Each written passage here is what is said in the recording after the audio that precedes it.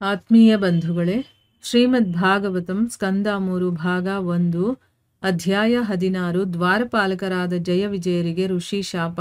ಇದರಿಂದ ನಾವು 26ನೇ ಶ್ಲೋಕವನ್ನು ತಿಳ್ಕೊಳ್ತಾ ಇದ್ವಿ. ಓದ ಭಾಗದಲ್ಲಿ ಭಗವಂತ ಎಲ್ಲ ಸ್ವಭಾವ ಇರುವಂಥವನು, ಎಲ್ಲ ಸ್ವಭಾವದ ಮೂಲ ಅವನು. ಸೊ ಅದಕ್ಕೆ ಕ್ರೋಧ, ಹೋರಾಟ ಇವೆಲ್ಲವೂ ಕೂಡ ಅವನ ವ್ಯಕ್ತಿತ್ವದಲ್ಲಿ ಒಂದಾಗಿದೆ. ಅವನು ಯಾರ ಜೊತೆ ಆದರೂ ಹೋರಾಡಬೇಕು, ನಾನು ಫೈಟ್ ಮಾಡಬೇಕು ಅಂತ ಅವನಿಗೆ ಇಷ್ಟ ಆಗುತ್ತೆ ಅಂತ ಇಟ್ಕೊಳ್ಳಿ. ಆವಾಗ ಒಬ್ಬ ಶತ್ರು ಅನ್ನೋನು ಬೇಕು. ವೈಕುಂಠದಲ್ಲಿ ಶತ್ರುಗಳೇ ಇಲ್ಲ. ಯಾಕೆಂದರೆ ಎಲ್ಲರೂ ತಮ್ಮನ್ನು ತಾವು ಸಮರ್ಪಣೆ ಮಾಡಿ ಭಗವಂತನ ಸೇವೆಯಲ್ಲಿ ತೊಡಗಿರುವಂಥವರೇ ಇರೋದು. ಸೊ ಅದಕ್ಕೋಸ್ಕರ ಕೆಲವೊಂದು ಸರಿ ತನ್ನ ಮನಸ್ಸಿನ ಒಂದು ಮನೋಭಾವವನ್ನು, ಅಂದರೆ ಹೋರಾಟ ಮಾಡಬೇಕು ಅನ್ನುವಂಥ ಮನೋಭಾವವನ್ನು ಈಡೇರಿಸ್ಕೊಳ್ಬೇಕು ಅಂತಾನೆ ಐಹಿಕ ಜಗತ್ತಿನಲ್ಲಿ ಅವನು ಅವತಾರ ತಗೊಂಡು ಬರ್ತಾನೆ ಅನ್ನೋದನ್ನ ತಿಳ್ಕೊಂಡ್ವಿ. ಈಗ ಮುಂದುವರೆದು ಹೇಳ್ತಾರೆ, ಭಕ್ತ ರಕ್ಷಣೆಗಾಗಿಯೂ ಮತ್ತೆ ಭಕ್ತರಲ್ಲದವರ ನಾಶಕ್ಕಾಗಿಯೂ ಭಗವಂತನು ಅವತರಿಸುತ್ತಾನೆ ಎಂದು ಭಗವದ್ಗೀತೆಯಲ್ಲಿ ಹೇಳಿದೆ. ಅಂದರೆ ಯಾರ್ಯಾರು ಭಕ್ತರಿರ್ತಾರೋ ಅವರ ರಕ್ಷಣೆಯ ಭಾರ ಭಗವಂತನದ್ದು. ಅವನೇ ಹೇಳಿದ್ದಾನೆ ಭಗವದ್ಗೀತೆಯಲ್ಲಿ 4ನೇ ಅಧ್ಯಾಯ 8ನೇ ಶ್ಲೋಕ. ಯಾವುದು ಆ ಶ್ಲೋಕ ಅಂತಂದರೆ ತುಂಬ ಪ್ರಸಿದ್ಧಿಯಾಗಿರುವಂಥ ಶ್ಲೋಕ, ಪರಿತ್ರಾಣಾಯ ಸಾಧೂನಾಂ ವಿನಾಶಾಯ ಚ ದುಷ್ಕೃತಾಂ ಅನ್ನುವಂಥ ಶ್ಲೋಕ. ಅದರಲ್ಲಿ ಏನು ಹೇಳಿದ್ದಾನೆ, ಸಜ್ಜನರನ್ನು ರಕ್ಷಣೆ ಮಾಡೋದಕ್ಕೆ, ದುಷ್ಟರನ್ನು ನಾಶ ಮಾಡೋದಕ್ಕೋಸ್ಕರ ಮತ್ತು ಧರ್ಮದ ತತ್ವಗಳನ್ನು ಮತ್ತೆ ಸ್ಥಾಪಿಸೋದಕ್ಕೋಸ್ಕರ ನಾನು ಪ್ರತಿ ಯುಗದಲ್ಲೂ ಕೂಡ ಅವತರಿಸ್ತೀನಿ ಅಂತ ಭಗವಂತ ಹೇಳಿದ್ದಾನೆ. ಸೊ ಇಲ್ಲಿ ಭಕ್ತರ ರಕ್ಷಣೆ ಮತ್ತು ಯಾರು ಭಕ್ತರಲ್ವ ಅಂದರೆ ಅಧರ್ಮಿಗಳು ಅಂತ ಅರ್ಥ, ಅವರನ್ನು ನಾಶ ಮಾಡೋದಕ್ಕೋಸ್ಕರ ಭಗವಂತ ಅವತಾರ ತಗೊಳ್ತಾನೆ ಅಂತ ಭಗವದ್ಗೀತೆಯಲ್ಲಿ ಹೇಳಿದ್ದಾನೆ. ಭಕ್ತರಲ್ಲದವರು ಲೌಕಿಕ ಜಗತ್ತಿನಲ್ಲಿ ಕಾಣಲು ಸಿಗುತ್ತಾರೆಯೇ ಹೊರತು ಆಧ್ಯಾತ್ಮಿಕ ಜಗತ್ತಿನಲ್ಲ. ಆದ್ದರಿಂದ ಹೋರಾಡಲು ಇಚ್ಛಿಸಿದಾಗ ಭಗವಂತನು ಈ ಜಗತ್ತಿಗೆ ಬರಲೇಬೇಕು.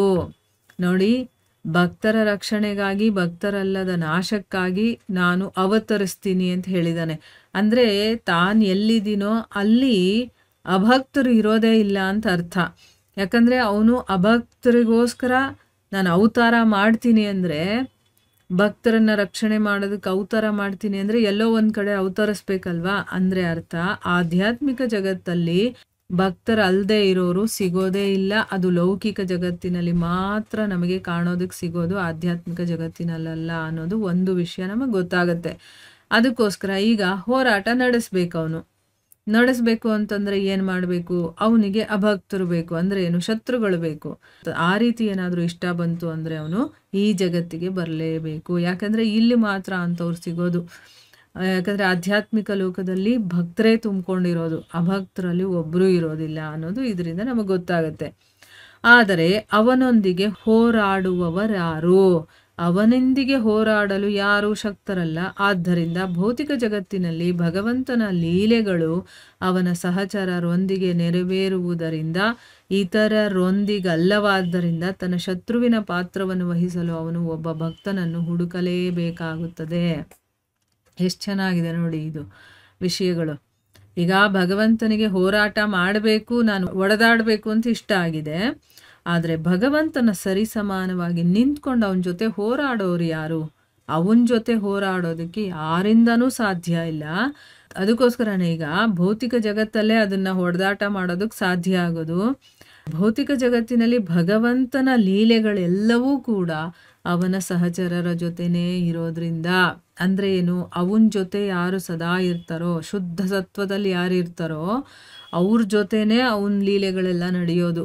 ಐಹಿಕದಲ್ಲಿ ಮುಳುಗಿರೋರ ಜೊತೆ ಅವನ ಲೀಲೆಗಳು ನಡೆಯೋದಕ್ಕೆ ಸಾಧ್ಯನೇ ಇಲ್ಲ. ಅದಕ್ಕೋಸ್ಕರ ಈಗ ನಾನು ಒಡೆದಾಡಬೇಕು ಅಂದರೆ ಒಬ್ಬ ಶತ್ರುವನ್ನು ಅವನು ಸೃಷ್ಟಿ ಮಾಡಬೇಕಾಗತ್ತೆ. ಶತ್ರುವಿನ ಪಾತ್ರವನ್ನು ವಹಿಸೋದಕ್ಕೊಬ್ಬ ಭಕ್ತನೇ ಬೇಕಾಗತ್ತೆ. ಅವನನ್ನೇ ಹುಡುಕ್ತಾನವನು. ಯಾಕೆ ಅಂದರೆ ಅವನು ಅಭಕ್ತರ ಸಹವಾಸದಲ್ಲಿ ಇರೋದಿಲ್ಲ. ಅವನ ಸಹಚರರು ಯಾರಿರ್ತಾರೋ, ಅವನ ಜೊತೆ ವಾಸ ಮಾಡೋರು ಯಾರಿರ್ತಾರೋ ಅವರಲ್ಲೇ ಯಾರನ್ನಾದರೂ ಒಬ್ಬರನ್ನ ಶತ್ರುವಾಗಿ ಅವನು ಪಾತ್ರವನ್ನು ಕೊಡಬೇಕಾಗತ್ತೆ ಅನ್ನೋದನ್ನು ಇಲ್ಲಿ ಹೇಳ್ತಾ ಇದ್ದಾರೆ. ಭಗವದ್ಗೀತೆಯಲ್ಲಿ ಕೃಷ್ಣನು ಅರ್ಜುನನಿಗೆ ಹೇಳುತ್ತಾನೆ, ನನ್ನ ಪ್ರಿಯ ಅರ್ಜುನನೇ, ನೀನು ಮತ್ತು ನಾನು ಇಬ್ಬರು ಈ ಭೌತಿಕ ಜಗತ್ತಿನಲ್ಲಿ ಅನೇಕ ಬಾರಿ ಗೋಚರಿಸಿದ್ದೇವೆ. ನೀನು ಅದನ್ನು ಮರೆತಿದ್ದೀಯೆ, ನಾನು ಮಾತ್ರ ಮರೆತಿಲ್ಲ. ಹೀಗೆ ಜಯ ವಿಜಯರನ್ನು ಭೌತಿಕ ಜಗತ್ತಿನಲ್ಲಿ ತನ್ನೊಡನೆ ಹೋರಾಡಲು ಭಗವಂತನು ಆಯ್ಕೆ ಮಾಡಿದನು. ಆ ಕಾರಣದಿಂದಲೇ ಋಷಿಗಳು ಭಗವಂತನನ್ನು ನೋಡಲು ಬಂದರು ಮತ್ತು ದ್ವಾರಪಾಲಕರು ಆಕಸ್ಮಿಕವಾಗಿ ಅವರ ಶಾಪಕ್ಕೊಳಗಾದರು. ಅವರಿಬ್ಬರನ್ನೂ ಭೌತಿಕ ಜಗತ್ತಿಗೆ ಶಾಶ್ವತವಾಗಿ ಅಲ್ಲ, ಸ್ವಲ್ಪ ಕಾಲ ಕಳಿಸುವುದು ಭಗವಂತನ ಇಚ್ಛೆಯಾಗಿತ್ತು. ಆದ್ದರಿಂದ ರಂಗಭೂಮಿಯ ಮೇಲೆ ಯಾವನೋ ಒಬ್ಬನು ತನ್ನ ಒಡೆಯನೊಂದಿಗೆ ಖಳನಾಯಕನ ಪಾತ್ರವನ್ನು ವಹಿಸುವುದಾದರೂ ಆ ನಾಟಕ ನಡೆಯುವಷ್ಟು ಅಲ್ಪಕಾಲ ಆ ಪಾತ್ರವನ್ನು ವಹಿಸಿದರೂ ಒಡೆಯ ಮತ್ತು ಸೇವಕನ ನಡುವೆ ಶಾಶ್ವತವಾಗಿ ದ್ವೇಷ ಹೇಗೆ ಇರುವುದಿಲ್ಲವೋ ಹಾಗೆಯೇ ಸುರಜನರು ಋಷಿಗಳ ಶಾಪಕ್ಕೊಳಗಾಗಿ ಅಸುರ ಜನರಾದರು ಅಥವಾ ನಾಸ್ತಿಕ ವಂಶದವರಾದರು. ಇದೆಲ್ಲ ಕೇಳಿದ ಮೇಲೆ ಈ ಜಗತ್ತಲ್ಲಿ ಏನೇನೆಲ್ಲ ನಡೀತಾ ಇದೆಯೋ ಎಲ್ಲ ಭಗವಂತನೇ ಮಾಡಿರುವಂಥ ಒಂದು ನಾಟಕ. ಅದಕ್ಕೆ ಇದನ್ನ ಈ ಒಂದು ಭೌತಿಕ ಪ್ರಪಂಚವನ್ನ ನಾಟಕ ರಂಗ ಅಂತಾನೆ ಹೇಳ್ತಾರೆ. ಇಲ್ಲಿ ಬರೀ ನಾವು ನಾಟಕ ಆಡೋದಕ್ಕೆ ಬಂದಿರೋದು ಇದೆಲ್ಲ ನಿಜ ಅಲ್ಲ. ಅದರಿಂದ ಇದನ್ನ ನಾವು ಶಾಶ್ವತ ಅಂತ ತಿಳ್ಕೊಂಡು ಹಿಗ್ಗೋದು ಕುಗ್ಗೋದು ಇದೆಲ್ಲ ಮಾಡಬಾರದು ಅನ್ನೋದು ಕೂಡ ನಾವು ತಿಳ್ಕೊಬಹುದು. ಇಲ್ಲಿ ಈಗ ಭಗವಂತನ ಜೊತೆ ಆ ಶತ್ರುತ್ವದಿಂದ ನಡ್ಕೊಳ್ಳೋದಕ್ಕೂ ಕೂಡ ಒಬ್ಬ ಭಕ್ತನೇ ಬೇಕಾಗತ್ತೆ. ಆ ಭಕ್ತನನ್ನ ಇವನು ಹುಡುಕ್ಬೇಕೀಗ. ಈಗ ಭಗವದ್ಗೀತೆಯಲ್ಲಿ ಅರ್ಜುನನಿಗೆ ಏನು ಹೇಳ್ತಾನೆ ಕೃಷ್ಣ, ನನ್ನ ಪ್ರೀತಿಯ ಅರ್ಜುನ, ನೀನು ಮತ್ತೆ ನಾನು ಈ ಭೌತಿಕ ಜಗತ್ತಲ್ಲಿ ಬೇಕಾದಷ್ಟು ಸರಿ ನಾವು ಕಾಣಿಸ್ಕೊಂಡಿದ್ದೀವಪ್ಪ, ನೀನ್ ಮರ್ತ್ ಹೋಗಿದೀಯ, ಆದ್ರೆ ನಾನು ಮರ್ತಿಲ್ಲ. ಅಂದ್ರೆ ಭಗವಂತನ ಇಚ್ಛೆಯಿಂದಾನೇ ಈ ಭೌತಿಕ ಜಗತ್ತಿಗೆ ತನ್ನ ಭಕ್ತರ ಜೊತೆ ಅವನು ಬರ್ತಾನೆ. ಬಂದು ಇಲ್ಲೇನು ನಾಟಕ ಮಾಡಬೇಕು ಮಾಡ್ಬಿಟ್ಟು ಹೋಗ್ತಾನೆ. ಇದೇ ರೀತಿ ಜಯ ಮತ್ತು ವಿಜಯರನ್ನೂ ಕೂಡ ಅವನು ಈ ಭೌತಿಕ ಜಗತ್ತಲ್ಲಿ ತಾನು ಹೋರಾಡೋದಕ್ಕೆ ಅಂತ ಅವನು ಆಯ್ಕೆ ಮಾಡ್ಕೊಂಡಿದ್ದಾನೆ. ಇವರಿಬ್ಬರ ಜೊತೆ ನಾನು ಫೈಟ್ ಮಾಡಬೇಕು ಅಂತ ಆಯ್ಕೆ ಮಾಡ್ಕೊಂಡಿದ್ದಾನೆ. ಅದೇ ಕಾರಣಕ್ಕೆ ಋಷಿಗಳು ಅಲ್ಲಿ ಬರಬೇಕು, ಇವ್ರಿಗೆ ಶಾಪ ಕೊಡಬೇಕು, ಆಮೇಲೆ ಅವರು ಆ ಶಾಪಕ್ಕೆ ಒಳಗಾಗಿ ಭೌತಿಕ ಪ್ರಪಂಚಕ್ಕೆ ಬರಬೇಕು. ಆದರೆ ಆ ಭೌತಿಕ ಪ್ರಪಂಚದಲ್ಲಿ ಅವರು ಬರೋದು ಕೂಡ ಶಾಶ್ವತವಾಗಿರೋದಕ್ಕಲ್ಲ, ಸ್ವಲ್ಪ ಕಾಲ ಭಗವಂತನ ಒಂದು ಆಸೆಯನ್ನ ತೃಪ್ತಿಪಡಿಸೋದಕ್ಕೋಸ್ಕರ. ಅದಕ್ಕೋಸ್ಕರನೇ ಈಗ ರಂಗಭೂಮಿಯಲ್ಲಿ ನಾವು ನಾಟಕ ನಡೀತಾ ಇರುತ್ತಲ್ವಾ, ಅಲ್ಲಿ ಯಾವುದೋ ಒಬ್ಬ ವ್ಯಕ್ತಿ ಇರ್ತಾನೆ, ಒಬ್ಬ ಒಡೆಯ ಇರ್ತಾನೆ, ಇನ್ನೊಬ್ಬ ಅವನ ಸೇವಕ ಇರ್ತಾನೆ. ಈಗ ಒಡೆಯನ ಜೊತೆ ಖಳನಾಯಕ ಪಾತ್ರವನ್ನು ಅವನು ವಹಿಸ್ತಾ ಇದ್ರು ಕೂಡ ಎಲ್ಲಿವರೆಗೂ ಇರುತ್ತೆ, ಆ ನಾಟಕ ಮುಗಿಯುವಷ್ಟು ಕಾಲ ಮಾತ್ರ ಇರುತ್ತೆ. ಅಂದ್ರೆ ಸ್ವಲ್ಪ ಹೊತ್ತು ಆ ಪಾತ್ರವನ್ನ ವಹಿಸ್ತಾ ಇರ್ತಾನೆ. ಆ ಒಡೆಯ ಮತ್ತೆ ಸೇವಕನ ಮಧ್ಯೆ ಶಾಶ್ವತವಾಗಿ ಏನಾದ್ರೂ ಶತ್ರುತ್ವ ಅಂತ ಇರುತ್ತಾ? ಇಲ್ಲ. ನಾಟಕ ಮುಗಿಯೋವರೆಗೂ ಇವನು ಅವನು ಶತ್ರುಗಳಾಗಿರ್ತಾರೆ ಅಷ್ಟೇ ಹೊರತು ನಾಟಕ ಮುಗ್ದಿದ ತಕ್ಷಣ ಏನಾಗುತ್ತೆ, ಅವರಿಬ್ರು ಒಂದೇ ಅಂತ, ಅಂದ್ರೆ ನಮ್ಮಲ್ಲಿ ದ್ವೇಷ ಇಲ್ಲ ಅನ್ನೋದು ಗೊತ್ತಾಗತ್ತಲ್ವಾ. ಅದೇ ರೀತಿ ಇಲ್ಲಿ ಸುರಜನರು ಅಂದ್ರೆ ಭಕ್ತರು ಋಷಿಗಳ ಶಾಪಕ್ಕೊಳಗಾಗಿ ಅಸುರ ಜನರಾಗ್ತಾರೆ. ಇಲ್ಲಿ ಅವರು ನಿಜವಾಗ್ಲೂ ಅಸುರರಲ್ಲ ಅಲ್ವಾ, ಆದ್ರೆ ಭಗವಂತನ ಇಚ್ಛೆಯ ಹಾಗೆ. ಈಗ ಅವನ ಜೊತೆ ಒಡೆದಾಡಬೇಕು ಅಂದ್ರೆ ಅವ್ರ ಮನಸ್ಸಲ್ಲಿ ಆ ದ್ವೇಷ ಭಾವನೆಯನ್ನ, ಆ ಅಸುರತ್ವವನ್ನ ಭಗವಂತ ತರಿಸ್ತಾನೆ. ಅದರಿಂದ ಅವರು ಅಸುರ ಜನರಾಗ್ತಾರೆ ಅಥವಾ ನಾಸ್ತಿಕ ವಂಶದಲ್ಲಿ ಹುಟ್ಟೋ ಅಂಥವ್ರು ಆಗ್ತಾರೆ. ಅವರಿಗೆ ಭಗವಂತನ ಬಗ್ಗೆ ಭಕ್ತಿ ಭಯ ಏನೂ ಇರಬಾರ್ದು. ಆ ರೀತಿ ಅವರಲ್ಲಿ ಒಂದು ಮಾರ್ಪಾಡಾಗೋ ರೀತಿ ಮಾಡಿ ಆ ನಾಟಕದಲ್ಲಿ ಪಾತ್ರಧಾರಿ ಆಗೋದಕ್ಕೆ ಏನೆಲ್ಲ ಬೇಕೋ ಅದೆಲ್ಲವನ್ನ ಭಗವಂತ ಮಾಡ್ತಾನೆ. ಒಬ್ಬ ಭಕ್ತನಾದವನು ನಾಸ್ತಿಕ ಕುಲದಲ್ಲಿ ಜನಿಸುವುದು ಆಶ್ಚರ್ಯಕರವಾದರೂ ಅದು ಕೇವಲ ತೋರಿಕೆ ಅಷ್ಟೇ. ಅಣಕ ಯುದ್ಧ ಮುಗಿದ ಮೇಲೆ ಮೊದಲಿನಂತೆ ಭಕ್ತ ಮತ್ತೆ ಭಗವಂತ ಇಬ್ಬರು ಆಧ್ಯಾತ್ಮಿಕ ಲೋಕದಲ್ಲಿ ಸಹಚರಿಗಳಾಗಿರುತ್ತಾರೆ. ಅದನ್ನು ಇಲ್ಲಿ ತುಂಬಾ ಸ್ಪಷ್ಟವಾಗಿ ವಿವರಿಸಿದೆ.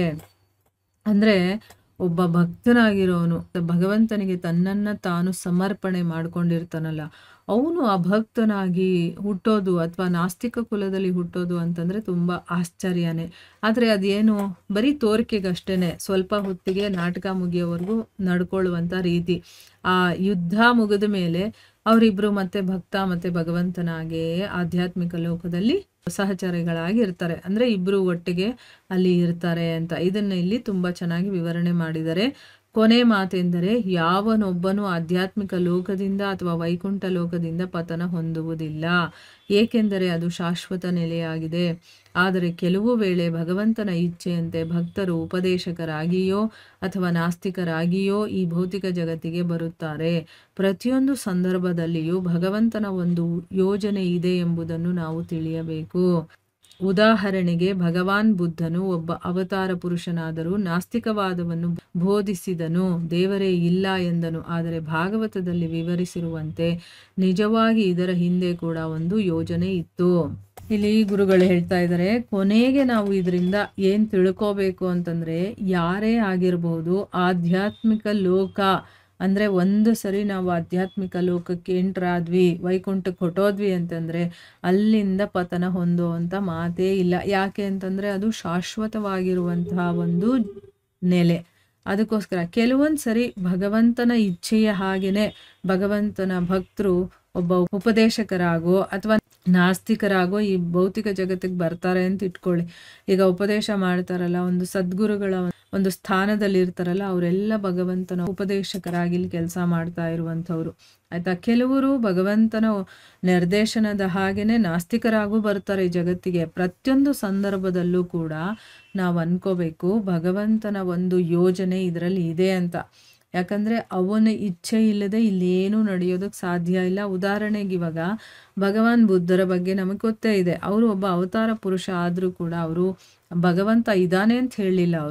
ಅವರು ನಾಸ್ತಿಕವಾದವನ್ನ ಬೋಧನೆ ಮಾಡ್ತಾರೆ. ದೇವರೇ ಇಲ್ಲ ಅಂತಂದ್ಬಿಟ್ಟು ಅವ್ರು ಬೋಧನೆ ಮಾಡ್ತಾರೆ. ಅಹಿಂಸೆನೇ ಪರಮಧರ್ಮ ಅಂತ ಹೇಳ್ಕೊಂಡು ಬರ್ತಾರಲ್ವ ಅವರು. ಆದ್ರೆ ಭಾಗವತದಲ್ಲಿ ಏನು ಹೇಳಿದ್ದಾರೆ ಅಂತಂದ್ರೆ, ಈ ರೀತಿ ನಾಸ್ತಿಕವಾದವನ್ನ ಬೋಧನೆ ಮಾಡೋದಕ್ಕೂ ಕೂಡ ಒಂದು ಕಾರಣ ಇದೆ, ನಿಜವಾಗ್ಲೂ ಇದ್ರ ಹಿಂದೆ ಕೂಡ ಒಂದು ಯೋಜನೆ ಇದೆ ಅಂತ ಅಂದ್ಬಿಟ್ಟು ಹೇಳ್ತಾರೆ. ಅಲ್ಲೂ ಒಂದು ಕಾರಣಕ್ಕೋಸ್ಕರನೇ ನಾಸ್ತಿಕವಾದವನ್ನ ಅವರು ಬೋಧನೆ ಮಾಡಿದ್ರು ಅಂತ ಹೇಳ್ತಾ ಇದ್ದಾರೆ.